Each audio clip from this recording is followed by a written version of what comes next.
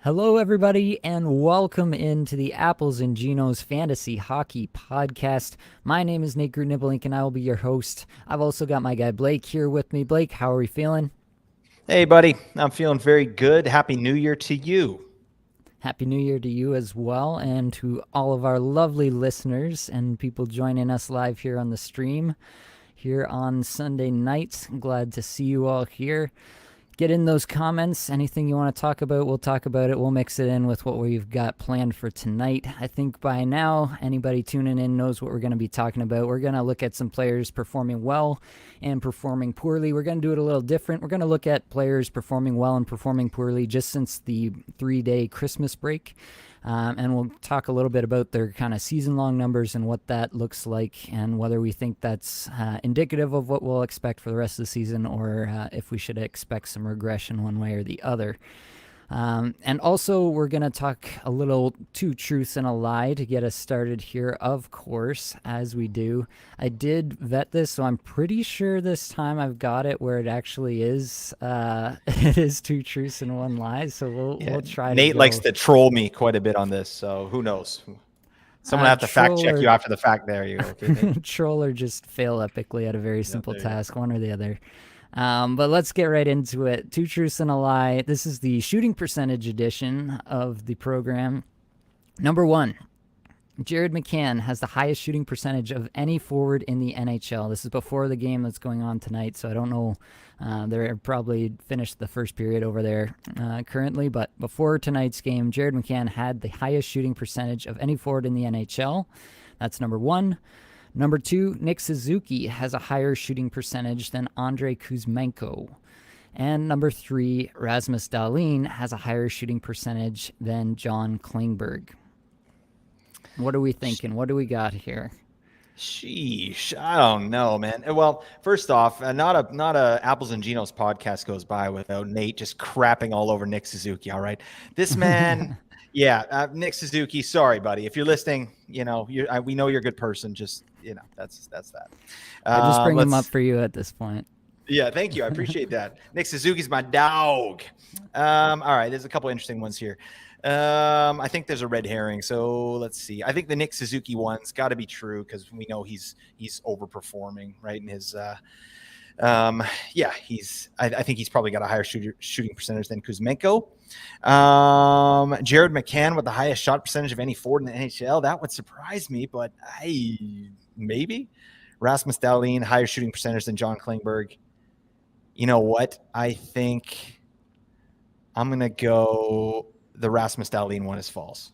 And the other ones are true. I'm betting my whole reputation on this one, two truths and a lie. Let's go. You probably shouldn't do that because that one is true. No. The lie here is Nick Suzuki having a higher shooting percentage than Andrei Kuzmenko. Jared McCann is the top shooting percentage of any forward in the NHL. Number two is Andrei Kuzmenko right behind him. Jared McCann is shooting 25% on the season. Kuzmenko 24.6%. And then we have Nick Suzuki at 22.1%. So Suzuki actually has a lower shooting percentage than Kuzmenko. Dahlin does have a higher shooting percentage than Klingberg, but both are actually quite high. Dahlin is there at 9.4%, and Klingberg, where did he go? 9.3%, so very close together, but both of them on the high side of the shooting percentage for defensemen as well. Anything really stick out to you there that you wanna dive into a little more? Not really. Just the Kuzmenko. That's a surprise. Actually, I didn't know his shooting percentage was so high. Russian Rocket 2.0 right there. He's obviously been playing very well, as well as any Canuck can play. So that's great. Good for Big Kuzi. And also John Klingberg is legally changed his last name to Klingon, so he's John Klingon. All right. That's a surprise, actually. That's not a surprise. Yeah, I thought that was going to be the red herring there because I thought, Rasmus Dahlin's playing so well, he's scoring a ton. But you got me, man. So, should I retire now? Is it over? Is the fantasy hockey podcast over for now? No, I don't think it's over. But yeah, I did wanted to highlight Kuzmenko being up so high. Kuzmenko is Yeah. someone who I've talked up a lot. Patrons will know that I've been recommending him for season long as he's remained, around 40%, 45% rostered in Yahoo for a lot of the season so far and really been producing. But at this point, I think it's fair to say he's been overproducing, at least in the goals department. Um, at the beginning of the season, it was kind of funny. The underlying stats were there, but the points weren't coming, and then the points started coming, and the underlying stats kind of dried up. So now I'm left a little bit confused about which one Kuzmenko is. There's probably a middle ground some here with Kuzmenko where he'll settle into. Still think there's probably a 65 or 70 point pace player here at the end of all that once we get to it. We did have a comment that Andre Palat has a shooting percentage of 37.5%. I haven't verified that, but I'm assuming that's true. But it is a very small sample size. So when I did this, I perhaps should have mentioned this at the front, but I did put a minimum time on ice, so I didn't, end up with any of these few game outliers kind of clouding the overall picture here. It's what I normally do when I, vet for certain statistics. When, like we've talked about, shots per 60, individual scoring chances for per 60, I'm looking for 10. Shots per 60 or 10 individual scoring chances for per 60. But I do vet that and I do put in kind of a time on ice qualifier when I'm searching this up, because otherwise you do end up with just kind of outliers, guys who played, 3 games, even 10 games. Sometimes a guy can go on a quick streak and that kind of skews your results a little bit. So I did do that for this test here, and that's what I usually do whenever I'm looking into these stats. So it's a good catch there, but that's the reasoning behind it. What's the minutes you put for that usually? Uh, Like for it your kind yeah. of, yeah, it kind of goes up throughout the season. So this time I used 250 minutes time on ice, which sounds like a lot, but really, like anybody who's played like 10 minutes a night and on a fairly regular basis, been in the lineup so far this season, they'll reach that threshold. So I kind of scale it up week by week throughout the season. Um, Usually I cap out somewhere, because if you get like a 40 game sample size on anybody, you kind of figure that's a pretty solid sample size, a half season sample size. So I usually cap it out maybe around like 400 or something for a full season. Yeah, I don't have a hard and fast rule about that really, but that's kind of what I'm working with currently. All right. We got to get into the performing well. These guys who've been lighting it up since the Christmas break. I don't know what they ate when they went home, but they came back and they're full of beans. And number one is Philip Forsberg. 5 goals, 7 points in 3 games played since the break. We are going to talk, as I mentioned before, about their kind of season-long statistics, just because these 3-game sample sizes, if you talk about a 3-game sample size, it's really going to, kind of like we were talking about before, it's going to be really hard to kind of draw any major conclusions from 3 games. If in 3 games you only played against really terrible opponents and it was really easy for you to generate shots and stuff like that, then you can get these numbers really inflated really fast. I kind of use a minimum of 5 games played when I'm looking at smaller sample sizes, just to kind of get an idea of where they're at recently. 3 games played, to me, like you have one big game, as Forsberg did with the hat trick the other day, and all of a sudden all your statistics just look insane. So there's really not a lot to be gleaned for me from a 3-game sample size like this. But yeah, so we're going to look at the individual statistics and the on-ice statistics for these players over the course of the full season, and just try to figure out, I guess, if we really think this is something that we can, perceive them continuing onward with. So Forsberg on the season has 14 goals, 32 points in 35 games. He's running 17 minutes, 59 seconds average time on ice, 74% IPP, 12.4% shooting percentage, 10.9% on ice shooting percentage. I kind of think this is what Forsberg is. Like, we should kind of expect him to be in this 70 to 80 point range. That kind of feels right to me. Maybe a little more towards 80 points, maybe a little more towards point per game. I could get there. But what do you think, Blake? Do you have any hope for something more from Forsberg, more like what we saw last year in that kind of banner season for a lot of these Nashville players? Yeah, no, I love Forsberg, and I liked him at the beginning of the year, but I approached Nashville with, pretty tentatively, just because of everybody, it seemed like pretty much everyone on the team last year had a banner season, right? They all kind of overachieved in a way. And, Forsberg's no different. He had a great season. I mean, he was on a 100 point pace last year. He only played 69 games, giggity. But, that's a nice season. 42 goals, 42 assists. So I think it's going to be somewhere in the middle between, he's on a 75-point pace. He was on a 100-point pace last year. Yeah, I'm totally in line with what you're talking about. I think, 85 points for Forsberg is very reasonable with some very good peripherals as well. This guy hits. He's at 58 hits in 35 games. That's awesome. But I'm so happy for a guy like this, just Nashville in general, right? I think they're tied for third worst or third least amount of goals scored so far this season. Mm-hmm. So that's rough, that's really rough because their defense is not terrible. I talk a lot of stuff about UC Saros now because I'm ticked at him, but he's picked up his game. He's playing very well. Save percentage is good, goals against is good, but Nashville can't score. So I was happy to see the 6-1 win the other night in Anaheim, obviously with Forsberg popping off there. And then, I'm here for it. I want Nashville to do well, and Forsberg's got to be the guy that's driving it. So it's good to see. And I think it's nice to see the underlying stats as well, especially the scoring chances for, that's just been pretty steady all year round. He's going to start converting, right? And there's nothing unsustainable in his stat set at this point.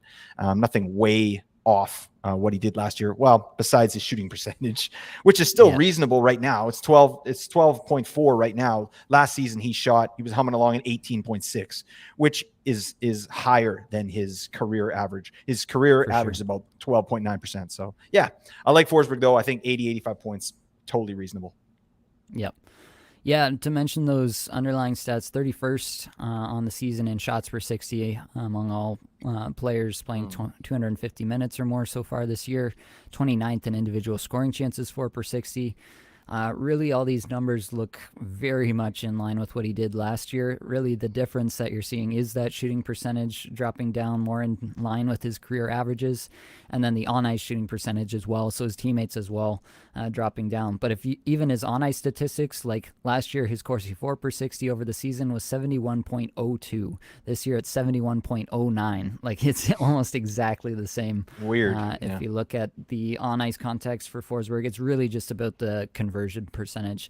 And I kind of feel like the conversion percentage we're seeing right now, both from Forsberg and from his teammates, is probably more in line with what we should expect moving forward. So pretty much I think the pace that he's on now is the pace we should expect rest of season, unless, something happens with his deployment where he starts getting more minutes or less minutes or something like that. But even that's really in line. 18:05 last year, average time on ice, 17:59 this year. It's pretty much exactly the same. He's right there. It's all the same. Yep. All right. Player number 2, Erik Gustafsson. We have to talk about this guy because he's been on an absolute tear ever since John Carlson got injured, and actually before Carlson got injured as well. Gustafsson kind of started on this tear. 2 goals, 6 points in the 3 games since the break here. Averaging 19.5 minutes average time on ice here since that break. What can we say about Gustafsson? If he's not rostered in your league, you should probably go rectify that right away. They've got 4 games this week. What do you got to say about Gustafsson there, Blake? Yeah, I think that's really key what you said. This started happening before Carlson went down.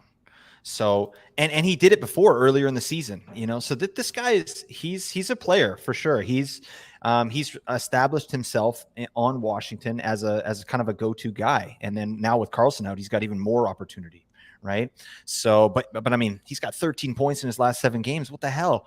What's going on with defensemen this year? I feel like defensemen are like, they're all just taking a page out of Cale Makar's book and Roman Josi, and they're just going offense crazy. Like, what is this? 13 points in 7 games. My goodness. This guy needs to be rostered. I think last I looked, he was like 51% or something like that. So pick him up. We don't know when Carlson's coming back. Washington is on a heater right now. They're playing very well. And he's a big part of it, right? He's, everybody's clicking on that team right now. So, what is his pace here? Yeah, he's on a 50-point pace. He had 60 points with Chicago in 2018. This guy's done it before. 17 goals too. My goodness. So this guy's got some acumen. He's got some offensive acumen. and he's getting a very good opportunity right now. Yeah, I'm here for it. And I think there's more to come. I think with Carlson out, obviously he's going to get more deployment. He's not really giving you much peripherally for a defenseman, unfortunately, but this guy, you're picking him up for his offense. He's an offensive defenseman, and he's getting that done right now. So go get him. Yep. Absolutely agree. Yeah, it's kind of hard to draw a lot of conclusions from his profile right now. Obviously, since Carlson has gone down, he's been getting more time on ice. So I mentioned 19 and a half average time on ice. But since Carlson went down, he's more around the 21-minute mark in most of these games. He's right now on a 7-game point streak, and 4 of those 7 games he's gotten multiple points in. Throughout that streak, and even going back a couple games before that. So over the last 9 games, he's had 5 individual Corsi 4 or more in 7 of them.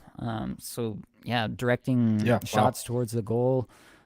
Pretty much anything you can ask from a defenseman he's doing currently. How long it'll last is a valid question to ask. The 9.4% shooting percentage on the season, a touch high for me. But like you said, he's done this before for a season in Chicago. He's getting every opportunity to do it once again currently in Washington. Obviously, I think Carlson is not going anywhere. Once he's back, it's his job once again. They're not gonna move Carlson off for the new hotness there in Washington. If they've shown us anything, it's a lot of loyalty to their older players there.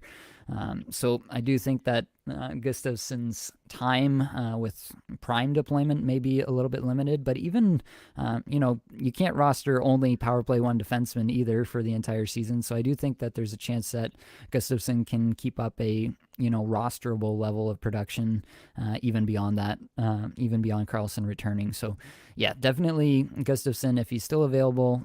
You may have missed the boat already if you hadn't caught on to this one already. I think he's above 50% rostered in Yahoo at this point, but definitely should be rostered absolutely everywhere at this point while Carlson is out. Yeah, this is no risk, high reward, easy money right there. Absolutely. Number 3, we got to talk about Victor Arvidsson, who has a goal and 6 points in 3 games played since the break. Arvidsson averaging 16 minutes, 32 seconds on the season. What do you think about Arvidsson? Is he a hold? Is he still streamer level for you? How are you feeling about Arvidsson currently? Yeah, that's a hard one.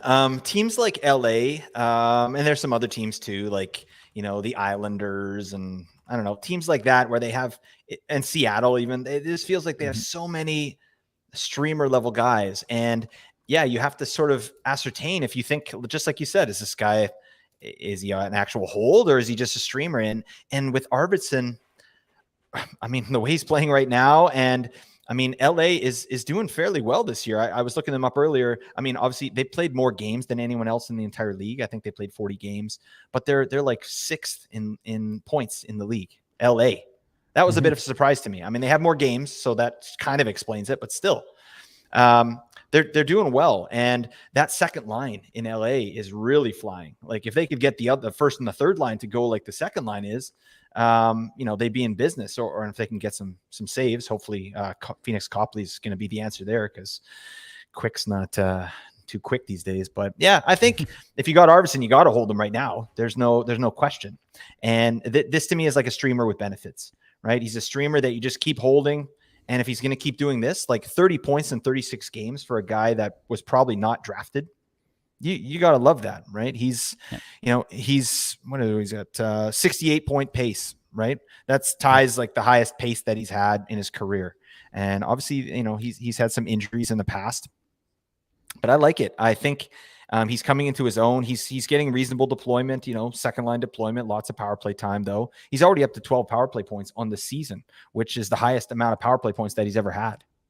So I like that. Yeah, I think you got Arvidsson, you got to hold him now and see what happens. There's you don't want to get off this guy right now.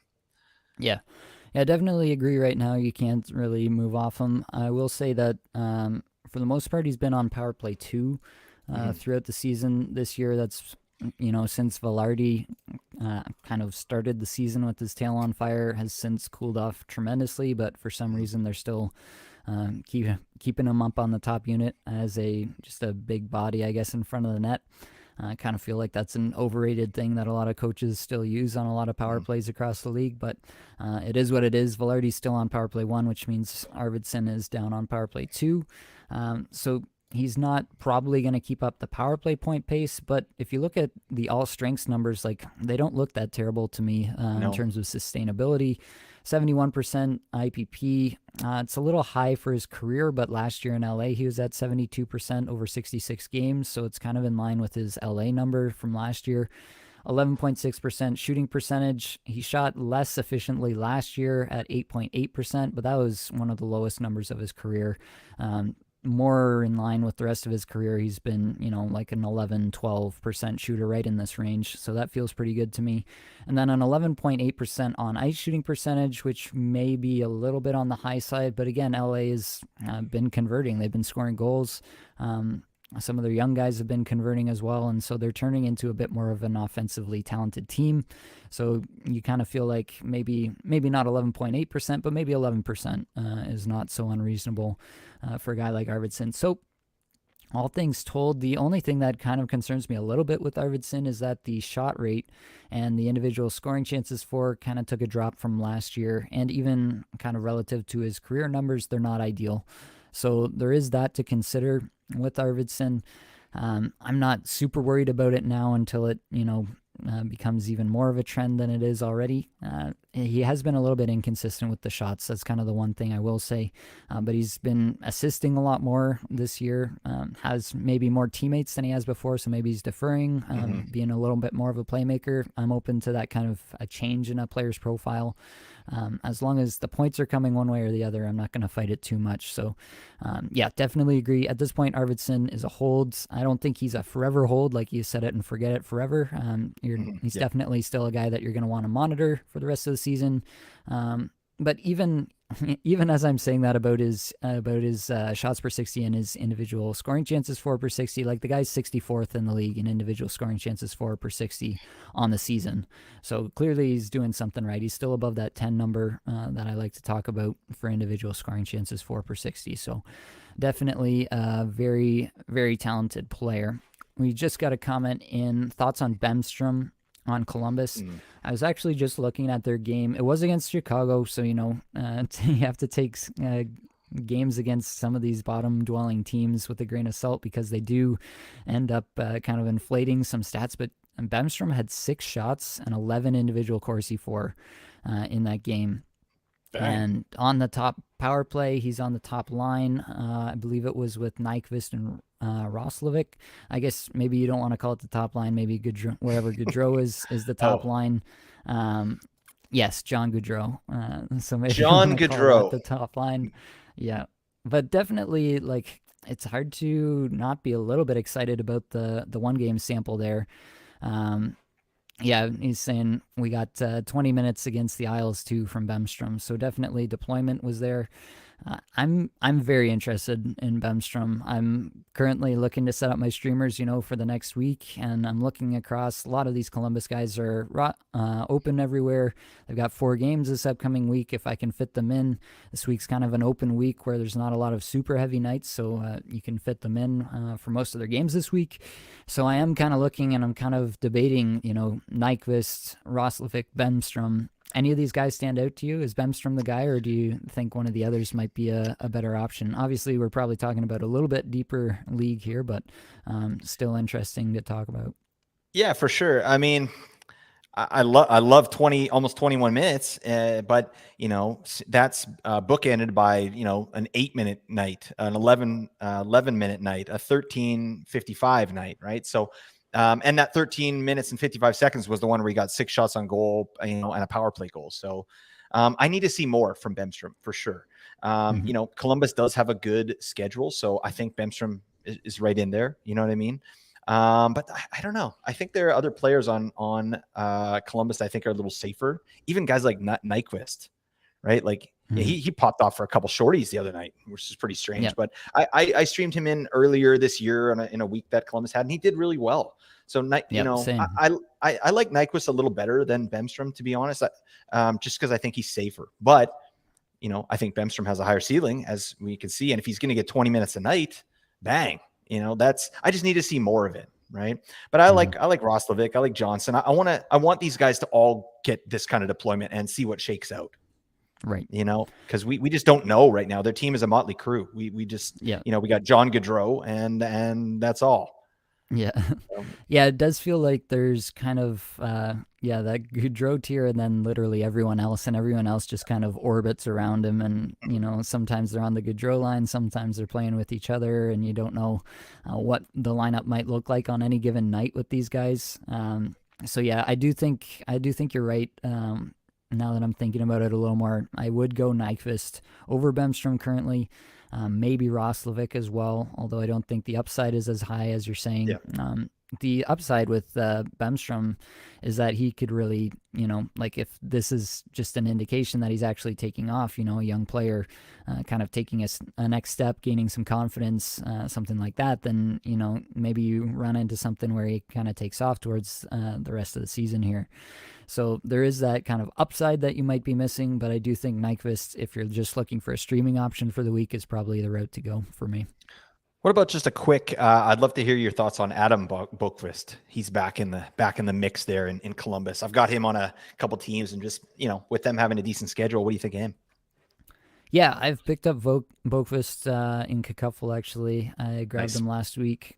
And, kind of in anticipation of this week, and because I kind of wanted to run into another D that I could potentially hold throughout the season at this point.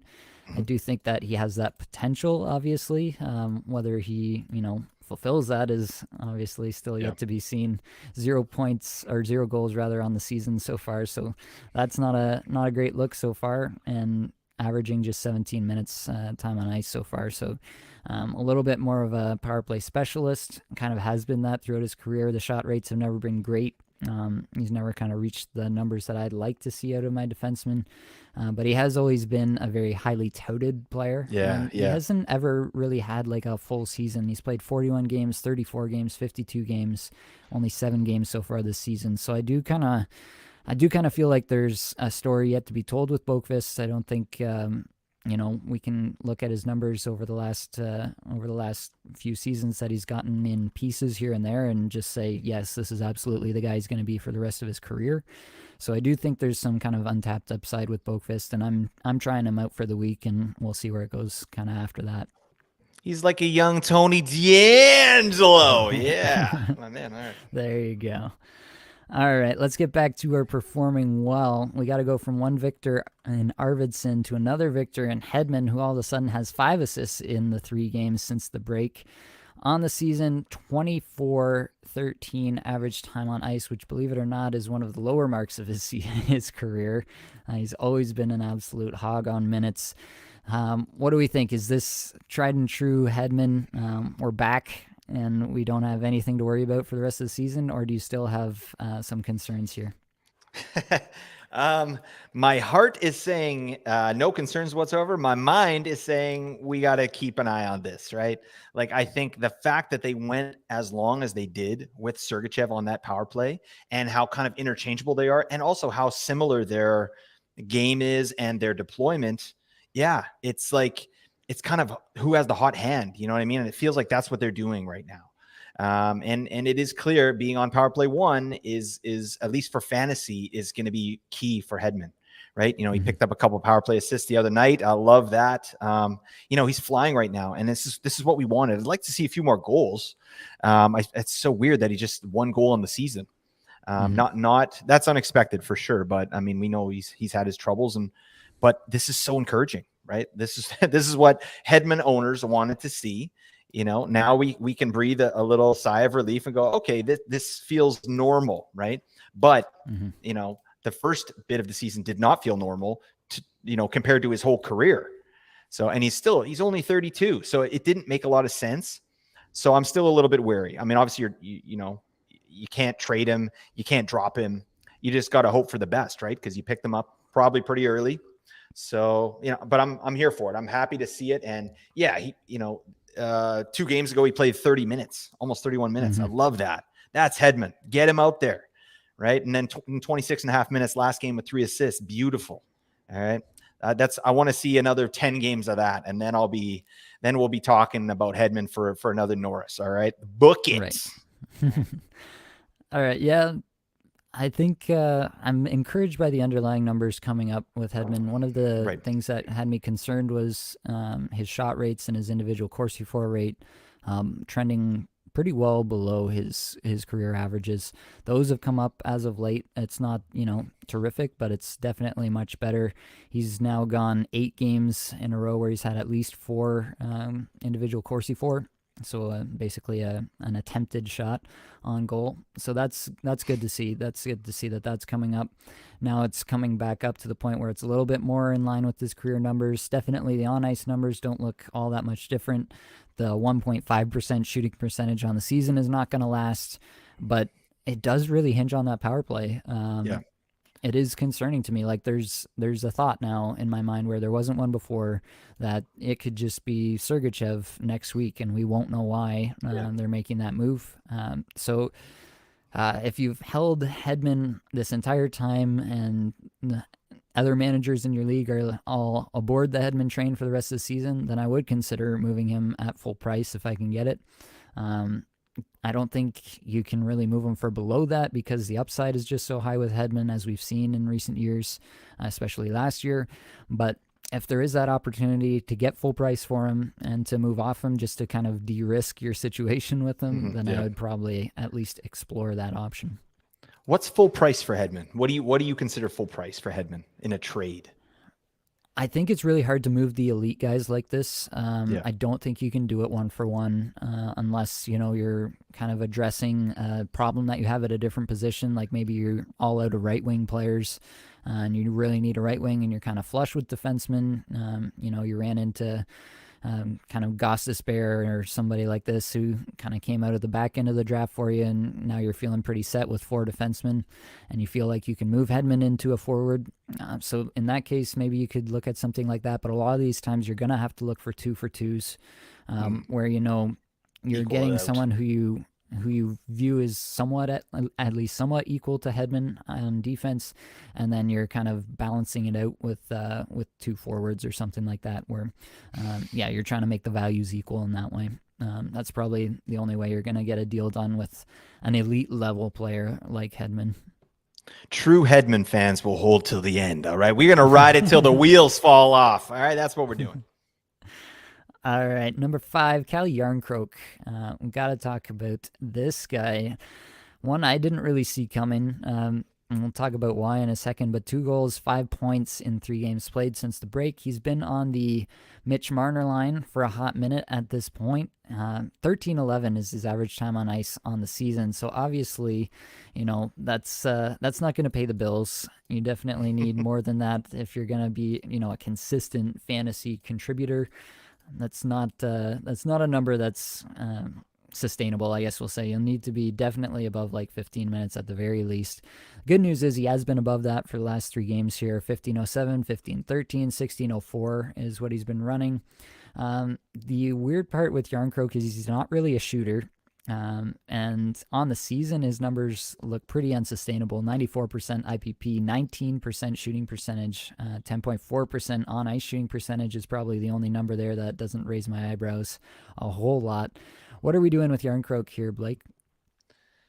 I mean, if you streamed him in, you're happy with the production, obviously, but this is again a type of guy I stay away from. It's nice for the production, but I don't like the uncertainty, and I also like, to know that someone's has the ability to do this consistently. And he's never, like, even at his current pace, he's still not blowing the doors down. He's at a 44-point pace, and like you said, he's shooting 19%, where last year he shot only about 12%. So, that's going to come down, right? This is a player taking advantage of his opportunity, right? He's playing with Marner and Tavares, right? So you're gonna get some looks, and he's bearing his chances. But there's nothing in his stat set that tells me that that's going to continue, right? I saw something on Twitter, like an analyst that I really respect was like, you got to pick up Calle Jarnkrok. I was like, you do? Like, okay. I mean, yeah, in like a 20-man league, go get Calle Jarnkrok. But I don't know if he's a streamer. So that's really it. He's a streamer level guy. He's performing well right now, but I could just see us next week and this guy's gone, 3 games with nothing and he's back down to like 11 minutes a night or something like that. So that all said too, I remember at the beginning of the season, the Leafs head coach kind of talking about this guy, like he's the hardest worker on the ice. He's killing it, so just some reports. So this guy, at least hockey wise, sounds like a beauty. Like the type of guy you want on your team. So that said, I'm happy that he's getting production and he's getting some opportunity with some really talented players, but I don't see how this can continue. Yeah. We had another comment. He saw that tweet too. Yeah, I think he's probably a guy that you can look at for this week. With Toronto having the 4 games this week, definitely I won't shy away from streaming in somebody who's hot for a week in which they play a bunch of games. That makes a lot of sense to me. But definitely if you're looking at what this guy might do over the rest of the season, I don't believe it whatsoever with Calle Jarnkrok. Definitely think that this is... They've been cycling guys through this spot in the lineup for quite some time. I really feel like it's an area that the Leafs are going to target at the trade deadline, is to try to find a second left winger to kind of complete the top 6.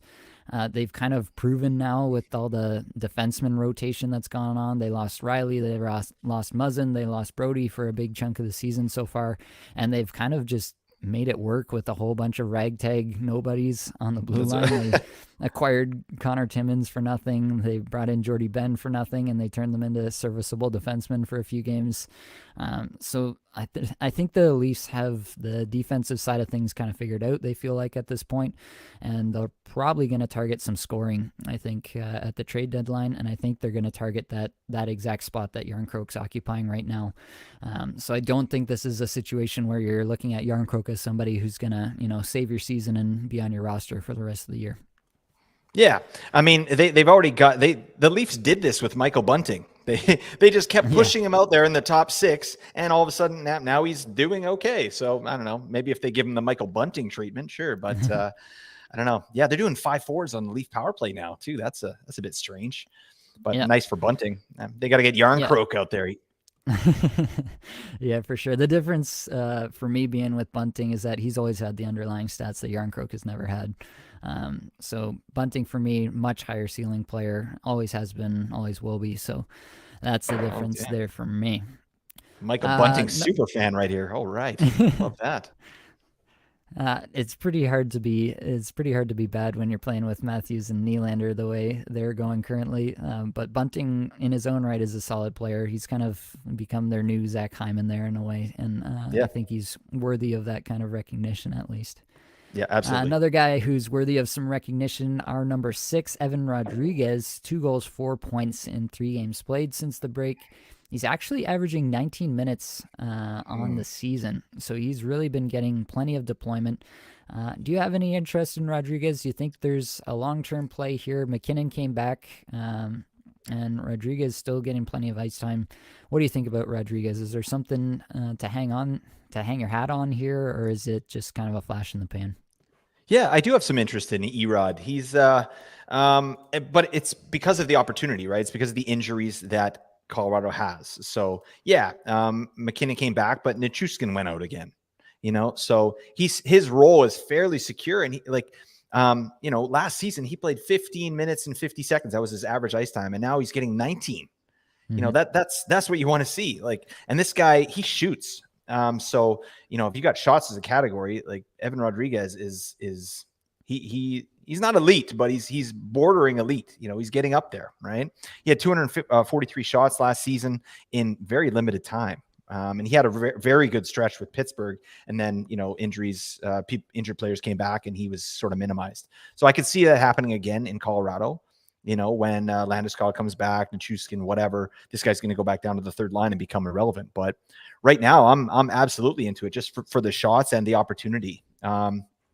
I didn't look, but is he getting power play time? Erod, is he on the second power play there? Yeah, he's on the second power play there. Not on the top unit right now. That's Lehkonen and Comfort taking the other 2 spots. The other people who are not McKinnon, Rantanen, Makar, obviously. Right. So yeah, Lehkonen and Comfort on the top power play and Rodriguez on the second. So obviously The second power play in Colorado doesn't get a whole lot of time, so it's not a huge boon to his numbers. But he is, he's on that second line. Comfer is hot right now as well. So he's playing with Comfer and he's getting his looks. He's had a couple games here in the last 5 games. He has a 7-shot game and a 6-shot game. So it's been a little bit up and down, but the minutes are definitely there for Erod, and definitely that's a place in Colorado where they do just run their top 6 into the ground. They will play everybody in their top 6 like 20 minutes a night, and then just not play anyone else. Yes, these numbers are crazy. Like 22 minutes a night for Evan Rodriguez. Why? Yeah. That just shows you kind of where Colorado's at, just in terms of their roster, right? Like Rodriguez, 20 minutes. My goodness. Yeah. So for sure, when Nichushkin gets back, when Landeskog gets back, then you start to wonder about what Rodriguez's role is. If he sticks in the top 6, once those guys are back, then actually it's probably a net positive for him, right? Because he's going to be playing with better players at even strength. So there is some excitement for that. Rodriguez is one of these guys. Last year in Pittsburgh, he had a really insane stretch where he was like almost a point per game player for like 30 games. It was a long stretch. And his shots per 60 are off from that point, but he's always been a pretty good shooter in terms of shot generation. Last year was kind of an echelon up from that, and he hasn't quite gotten back to there at this point in the season. But, settling in with the new team once again, if he gets these better players start to come back from injury and he gets on a line with one of them, then, maybe there's another gear here.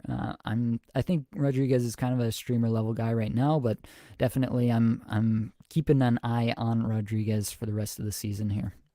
Way to go, Erod. Keep it going, baby.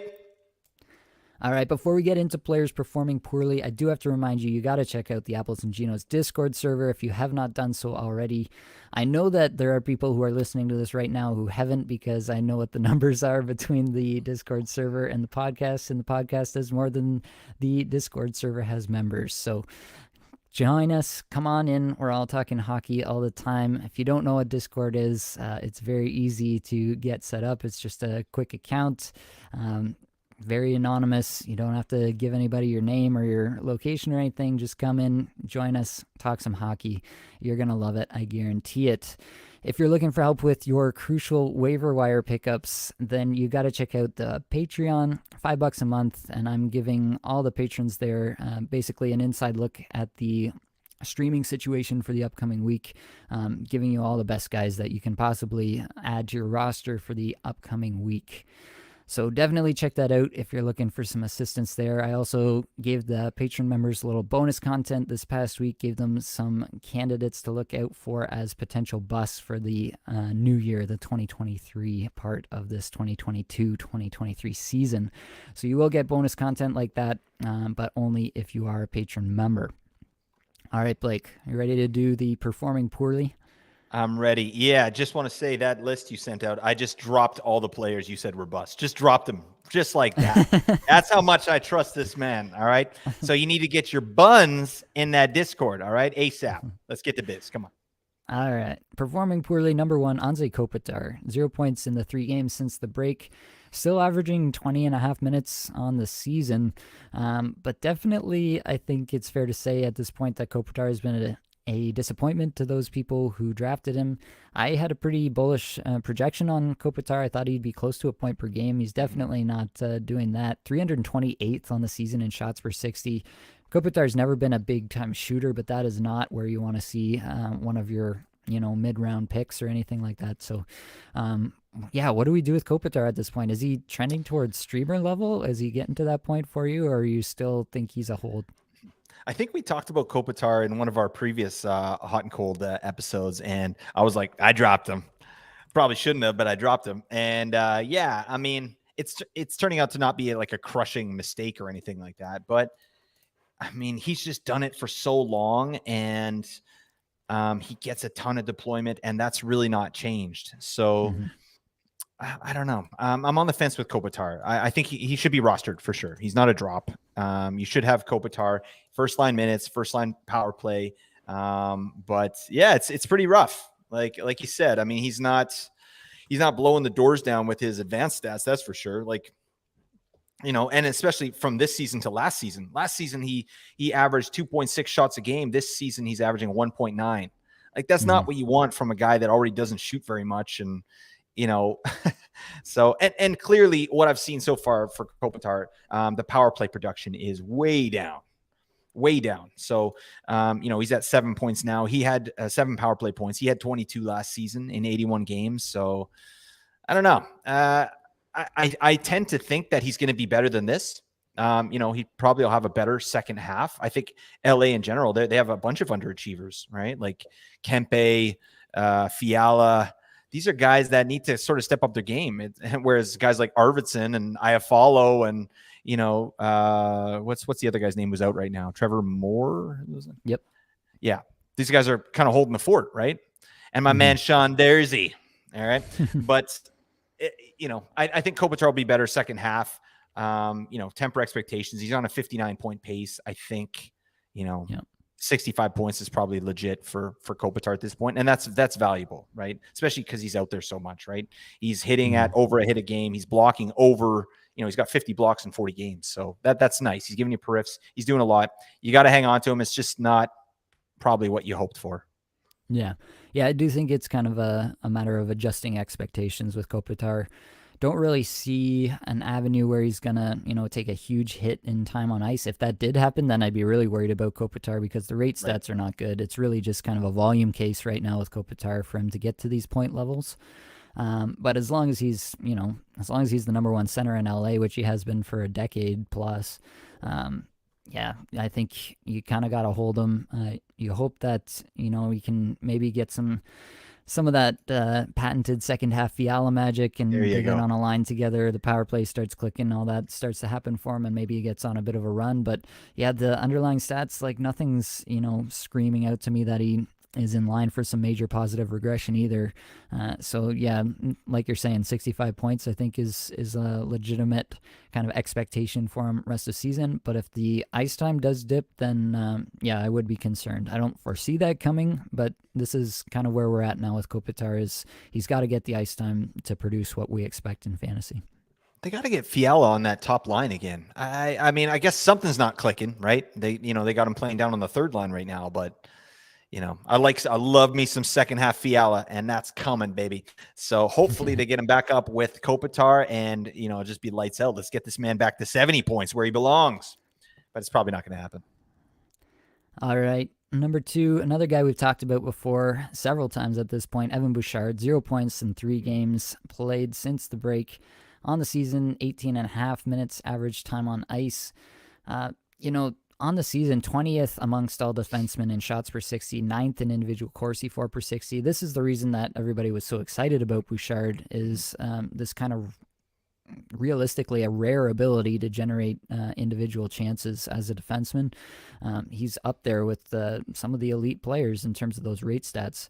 So that is kind of the interesting part about Bouchard. And then, obviously you have the situation in Edmonton where if he did get on that top power play, then he would probably be lights out. He'd be like a 65-point defenseman for the rest of the season, just because that power play is so impressive there with McDavid and Draisaitl and company. So obviously we know what the case was to take Bouchard. The case has not turned out. It really seems like the coach is not interested in, having him grow. The coach is interested in just making the playoffs, and Bouchard doesn't seem to be a part of that plan at this point. I do think Bouchard is a drop at this point, but I am very, very interested in Bouchard if and when Barrie ever starts to cool down. Like, even, if Barrie goes, 3 or 4 games without a point or something like that, and his ice time starts to decline, then I'd be looking at Bouchard, right? Because if there's any chance that Bouchard gets on that top power play, this is a legitimate, potentially league-winning level player if he gets on that top power play and gets some more minutes. So that's kind of where I'm at with Bouchard. I don't know what you're thinking about him at this point, Blake. Am I barking up the wrong tree here, or is that how you're feeling too? No, I absolutely agree. This guy's a drop, pure and simple.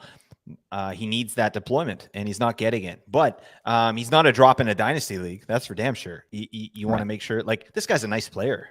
He's going to be good in Edmonton. He's only 23. So Yeah, I mean, we all wanted, we all wanted him on power play one and wanted to see him play with McDavid and all this, and it's just not happening. And it looks like it's not really in the plans. So that said, he's a streamer level. Edmonton has a good schedule. You pick up Bouchard, no question, right? He might be like one of the top streamers on that team, to be honest, right? He's still giving good, good periffs, right? He's 55 hits in 38 games, so he's going to get over 100 hits. That's what you want to see. Right. And he's blocking 37 blocks in 38 games. So he's going to get reasonable numbers there too. But yeah, it's just that deployment. You get him up over 20 minutes and now we're talking, right? Even without the power play, you still want to see over 20 minutes, I think, with Bouchard. And it's not happening on a consistent basis. And until it is, I'm not interested fantasy wise. All right. But he's a good looking kid. Let's agree on that. We can agree on that. All right, number 3, JT Miller. By now, probably a lot of people who are listening to this have seen the clip of Miller going ballistic on his own goalie, going back into the net as he was trying to get the extra forward on for some empty net time as they tried to tie a game. But honestly, what did you think about that, Blake? I thought it was super overblown, to be honest. Like, I have no doubt that JT Miller is probably not the greatest human being of all time. It seems like there's been some conversation about that. I don't really care, to be honest, one way or the other, but I really thought this whole thing was overblown. Like, it's a really common thing for a forward to circle back and let the goalie get off, and they get set up like that. And so I didn't really understand what the goalie was doing either. And so from Miller's point of view, he wants their 6 forwards out there so they can, or sixth man out there so they can get the setup they want and do the entry they want to do, and send 3 guys at the dump in or whatever the play is going to be. So I thought it was kind of just one of those things that happens in a hockey game. And I don't know, I feel like I've seen it in my hockey games where somebody gets that pissed off at a teammate and no one ever talks about it again. It's just something that happens. What was your take on that, being from around there?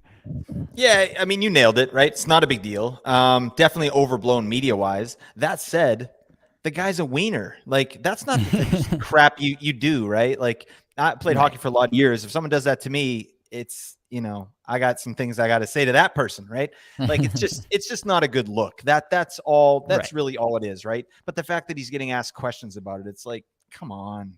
That's just a Vancouver, that's just a Canadian market, and especially Vancouver, very toxic market here. Just needling him, because he'll respond. Like, this guy's salty. He's just salty. Yeah. So, it was overblown. That's not news. You know what I mean? It's just not news. Right.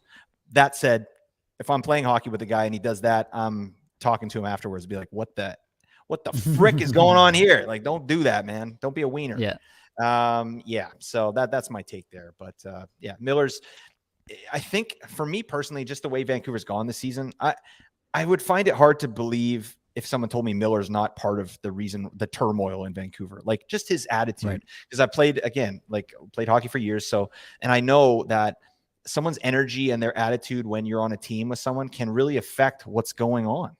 And this guy seems that, he's that kind of adversarial, whiny, complaining kind of guy, and if he's getting 99 points in a season, who the hell cares? Right. And even this year, who the hell cares? But when you got young guys that are impressionable and their confidence is, like this, and you got Miller out there banging a stick on the thing, it's like, first off, Delia played amazing in that game. Like, he made some game-saving stops, and this guy's behind the net yelling at him, like, get the F off the, I was like, come on. But whatever. It's not news. Miller's a dingus. Enough said. I don't know. Yeah, for fantasy, I think that Miller is probably just getting a little bit unlucky. 10.8% on ice shooting percentage, where he's been at 12.3% or better each of the last 5 seasons before this year. So I do think he's just kind of getting a little bit unlucky in that regard. The shot rate is pretty in line with last year. The time on ice is pretty in line with last year. He's 20 seconds light off last year's pace. The IPP last year was pretty high, which led to him getting, up to that 99-point pace last year. This year, I wasn't expecting him to be in that range again. I don't know if a lot of people were, but I definitely wasn't. I had him more in line with actually, I should look it up before I perjure myself here. But definitely, what I'm looking at in terms of his his his IPP, his shooting percentage, his on ice shooting percentage. Really, it's just the on ice shooting percentage I think is going to tick back up a little bit, and then he's going to get back into that 75 maybe 80 point range, and it's going to be same old JT Miller, pretty much exactly who I thought he was coming into the season. So that's kind of where I'm at with them on the season. 18th in Corsi 4 per 60 and 18th in scoring chances 4 per 60. So the on ice context still very good in terms of chances to score. It's just that the efficiency hasn't quite been there. I do think that that'll get better over the second half in Vancouver, and you'll get the Miller you expected to see a little bit more in the second half here. Yeah, absolutely. And I think one of the big drop-offs for him, like, it's not really his goals. He only got 32 goals last year. It's his assists. He's not getting the assists at the same level. So, and he had 38 power play points last year. What the hell? The Canucks power play was just nuts last year, and he was a big part of it. He's still a big part of it. In fact, he's getting more power play time this year, but it's just not happening. Maybe the way they're kind of moving the puck, like he's not, he's like the second assist kind of guy, or maybe he's the third assist guy, moving that puck around, because Canucks power play is still doing very well. They're in the upper echelon of the league, right? But Miller's not getting these first assists, right? Or these primary assists. So yeah, something's going on there. His numbers look very similar. It's just he's not getting the assists. So I'm sure those will come back, and I totally agree with your projection there. 80 points, I think for Miller is reasonable with a ton of hits. He hits. So that's good. And he's also a dingus. All right, let's move on to somebody who's hopefully not as much of a dingus, at least for fantasy. Anthony Cirelli, 0 points in 3 games played since the break. He's averaging 15 minutes, 57 seconds average time on ice on the season. That's obviously kind of a tick down from where he's been the last few seasons. Last year, for example, 18 minutes, 18 seconds average time on ice. Now, he did start the season injured. He's only played 12 games to this point, so that's probably a good reason why his ice time hasn't kind of been there. Over the last number of games, he did have a game there against the Rangers last week where he's up at 21 minutes, 24 seconds. So it seems like that's ticking up. But what's interesting to me about Cirelli through these 12 games is that if you kind of filter for players who've played at least as much as he's played, so if I kind of take my filters off that I mentioned before in terms of time on ice, and I bring it down, Cirelli's played 191 minutes on the season at this point through those 12 games. So if I go down to 190 minutes and do my filters over again, he comes in at 29th in shots per 60 and 24th in individual scoring chances 4 per 60. Obviously, small sample size, he's playing less minutes, so kind of take that for what it's worth. But it's encouraging, at least. Everything in Tampa Bay is about deployment, right? It's who you're playing with. They do change things around, especially in the top 6, a whole lot. So you do have to kind of, take that into account and think that, if Cirelli's on the third line, then it's a big difference than from when he's lining up with Stamkos. Last game did line up with Stamkos and Killorn, so that's exciting. Tampa Bay does kind of have an interesting schedule this week for streaming, so I'm thinking about picking him up. Actually, I already have picked him up in one spot for the week here. And so I'm pretty interested in Cirelli, at least in the short term. I don't know. How are you feeling about him here, Blake? Yeah, I'm glad you brought this guy up because, I was just kind of surfing through the stats as well, and his name just kept coming up. Yeah, like you said. So, and that was a surprise to me. So for sure this week, I love Tampa Bay's streaming schedule this week. They got the Tuesday, Wednesday back-to-back, and then you can just hold on to them until Friday. Then you can, do whatever you want on the weekend, right? Because we got light days. So, I like Cirelli a lot for this week in particular. But, his deployment is concerning, right? 18 minutes, over 18 minutes last year. Now he's doing, just under 16 minutes this season. So, he's coming back off injury. That's fine. His shooting percentage is way down, right? His career average is 12.9. He's shooting 2.9 this year. So you would expect that that's going to level off, right? It just depends. I think they're kind of using him in a shutdown role at this point. So if he gets more time with Stamkos, we're loving that, right? But if you got a guy like Hagel now in the top 6, that's, kind of pushing everybody down. I don't know if anyone expected Hagel to stay in the top 6 as long as he has. That's another great streamer. If I think for this week, I probably like Hagel a lot better than I like Cirelli. I do like Cirelli for sure, but Hagel's definitely getting a better deployment. That's for sure. He's on power play 1 too. Mm-hmm. So I like Yeah, that. if But yeah, Hagel's out there, for sure, I would say 50% rostered in Yahoo. I think he's probably been taken in a lot of the more active leagues, but yep. 50%. There's half of leagues out there where Hagel's still available. So definitely, Bum leagues. yeah, you can go check out Hagel if you can find him on your wire. I do like Cirelli. I am, I'm cautiously optimistic is what I'd say with Cirelli. We do have a fairly decent sample size with him at this point through a number of seasons where he's kind of been exactly the same player for a number of seasons. But, anything's possible in, half a season that we have left here for fantasy. He could go on a big run with Stamkos on his line. That's definitely not out of the question. The fact that he's on a great pace right now and the underlying stats is pretty encouraging. So I'm advocating picking up Cirelli in some of your maybe a little bit deeper leagues for this week and kind of see where it goes from there. Definitely someone I have interest in. You didn't pick him up in the A&G Listener League, did you? Not yet. I'll beat you to it right after this. All right, another guy we got to talk about, someone I also have interest in, Mason Marchment. Also 0 points in 3 games played since the break. 15 minutes, 47 seconds average time on ice on the season, which is a little less than we'd like to see for fantasy usually. 63rd in shots per 60 and 57th in individual scoring chances 4 per 60 on the season.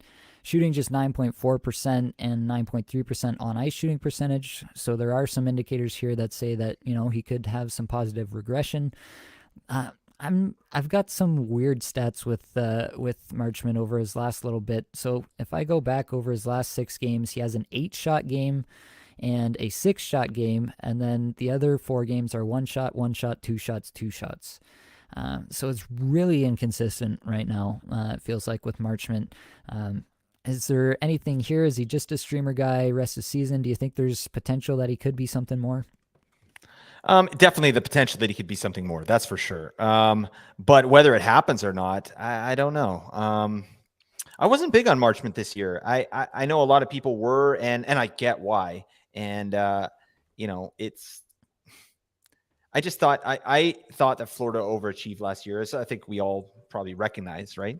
And I don't know. It's just this deployment. I always fall back on deployment. And, he's a third liner here and, he's on the second power play. So Dallas is set. Their top 2 lines we're good to go. Right. And their top power play is good to go. No one's moving off that. So the amount of opportunity he might have, it's not there for me, for Mason Marchment. So I like what I'm seeing. I mean, he's 27. He's going to be a good player, but he needs more deployment, and it's just not happening right now. So I think it's going to take an injury or something like that for us to turn these advanced stats into real stats with Mason Marchment. Yeah, I think that's really key what you said, that there would have to be an injury here for us to get really excited about it. Yeah, I think like his 5v5 deployment is fine. If you take their last game, for example, his line got the second most minutes behind the Pavelski, Hintz, Robertson line.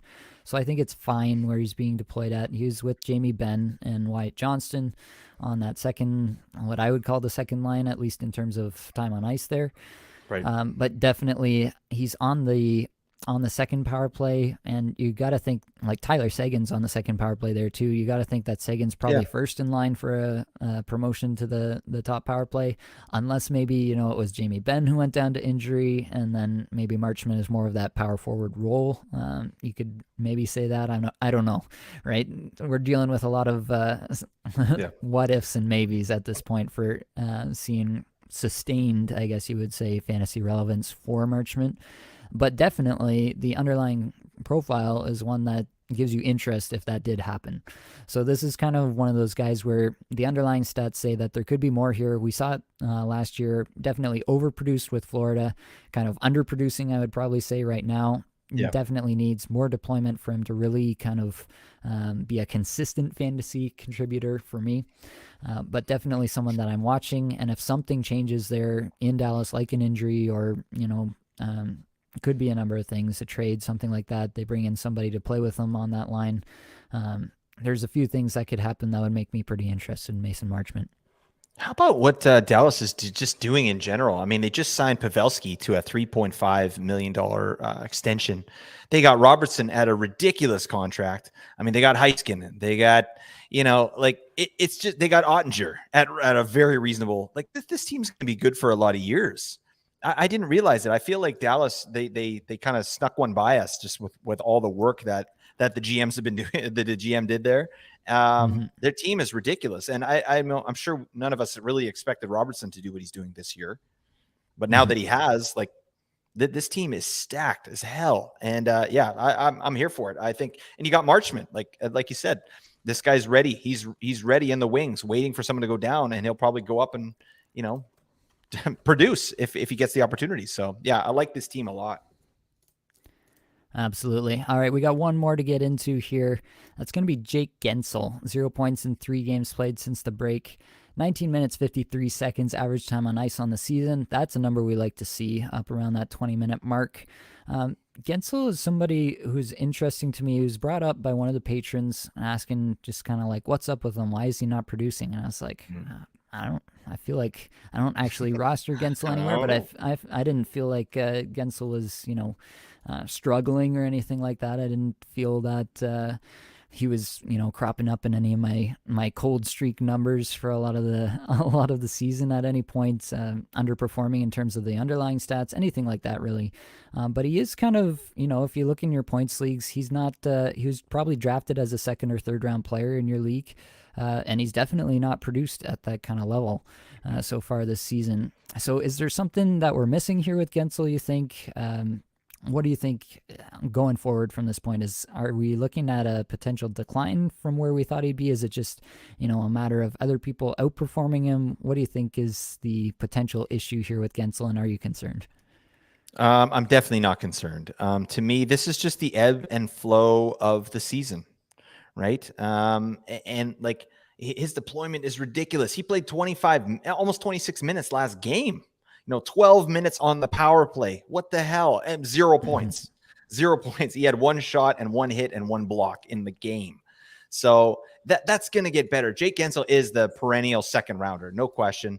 He has 0 points in his last 3 games, but Pittsburgh's been a little bit cold, right? So as they warm up again, I think Gensel's going to be fine. I'm not concerned at all. And I know you'll get into some of the advanced stats, but those sort of show like there's nothing really to be concerned about either. You know what I mean? His team's playing well. He's just not converting at this point. But everything that I'm seeing in terms of his even his basic stats, like nothing's out of line, nothing's unsustainable, nothing is jumping out where you're like, oh, it's that.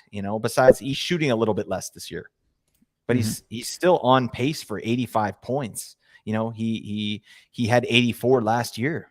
So I think it's just you have to exercise some patience here, right? This is just one of those things where, players not performing, 3 games without a point, you don't jump off them, right? You wait it out. You drafted him for a reason, right? Whether he delivers second round value, I think, third round value for sure, second round, hopefully, right? If things go right for him. But I'm not worried about Gensel at all. Yeah, I'm basically in line with you there. Basically exactly what you said. The shots is the only thing that's kind of off. Last year was a banner year for him in terms of shots and shot rate. And he's kind of come back off that down into more of the range where he's been. Like he's at 8.7 shots per 60. That's, if I look over his career at this point, that's probably right around his average, within a few points of his average there. The IPP right in line with career average. The shooting percentage right in line with career average. The on ice shooting percentage may even be a little bit on the high side, potentially. The on ice stats pretty in line with last year.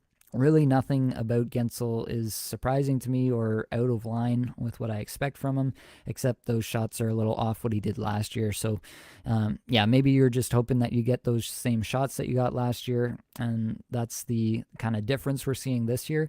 But again, like the individual scoring chances, 4 per 60, second best number of his career so far this season. Yeah. So, absolutely agree. Nothing that I'm really concerned about with Gensel.